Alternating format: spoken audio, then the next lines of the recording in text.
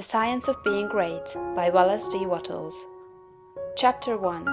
Any person may become great. There is a principle of power in every person. By the intelligent use and direction of this principle, man can develop his own mental faculties. Man has an inherent power by which he may grow in whatsoever direction he pleases, and there does not appear to be any limit to the possibilities of his growth. No man has yet become so great in any faculty but that it is possible for someone else to become greater. The possibility is in the original substance from which man is made. Genius is omniscience flowing into man. Genius is more than talent. Talent may merely be one faculty developed out of proportion to other faculties, but genius is the union of man and God in the acts of the soul. Great men are always greater than their deeds. They are in connection with a reserve of the power that is without limit. We do not know where the boundary of the mental powers of man is. We do not even know that there is a boundary.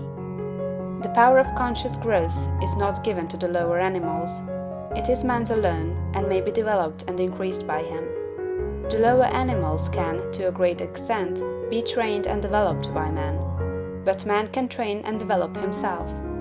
He alone has this power, and he has it to an apparently unlimited extent. The purpose of life for man is growth, just as the purpose of life for trees and plants is growth. Trees and plants grow automatically and along fixed lines. Man can grow as he will. Trees and plants can only develop certain possibilities and characteristics. Man can develop any power, which is or has been shown by any person, anywhere. Nothing that is possible in spirit is impossible in flesh and blood. Nothing that man can think is impossible in action. Nothing that man can imagine is impossible of realization. Man is formed for growth, and he is under the necessity of growing. It is essential to his happiness that he should continuously advance. Life without progress becomes unendurable, and the person who ceases from growth must either become imbecile or insane. The greater and more harmonious and well-rounded his growth, the happier man will be. There is no possibility in any man that is not in every man, but if they proceed naturally, not two men will grow into the same thing or be alike. Every man comes into the world with a predisposition to grow along certain lines, and growth is easier for him along those lines than in any other way. This is a wise provision, for it gives endless variety. It is as if a gardener should throw all his bulbs into one basket. To the superficial observer, they would look alike, but growth reveals the tremendous difference. So of men and women, they are like a basket of bulbs. One may be a rose and add brightness and color to some dark corner of the world. One may be a lily and teach a lesson of love and purity to every eye that sees. One may be a climbing vine and hide the rugged outlines of some dark rock. One may be a great oak among whose boughs the birds shall nest and sing, and beneath whose shade the flocks shall rest at noon, but everyone will be something worthwhile, something rare, something perfect. There are undreamed of possibilities in the common lives all around us in a large sense. There are no common people.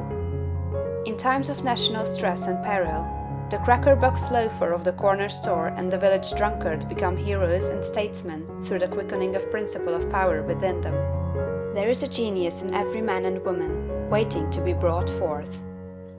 Every village has its great man or woman, someone to whom all go for advice in time of trouble, someone who is instinctively recognized as being great in wisdom and insight. To such a one, the minds of the whole community turn in times of local crisis. He is tacitly recognized as being great. He does small things in a great way. He could do great things as well, if he did but undertake them.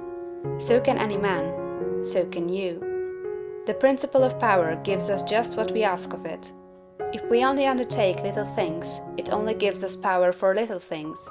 But if we try to do great things in a great way, it gives us all the power there is. But beware of undertaking great things in a small way. Of that we shall speak farther on.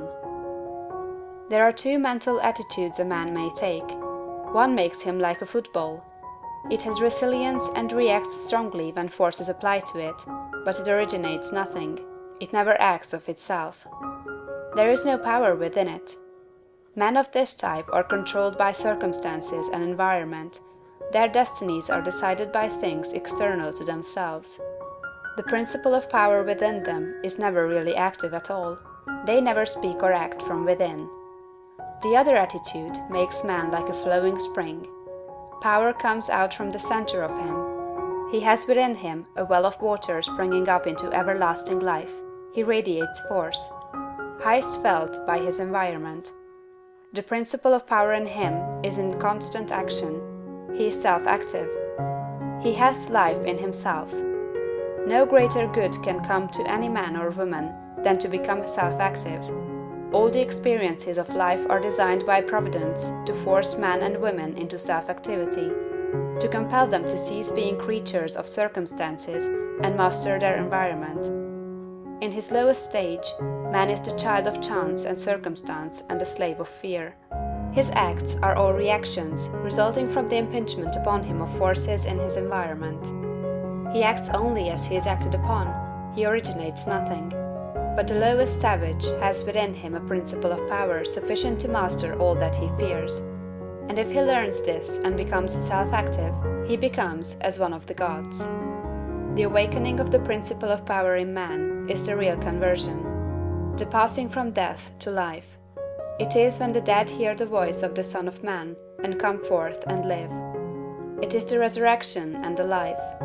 When it is awakened, man becomes a son of the highest, and all power is given to him in heaven and on earth.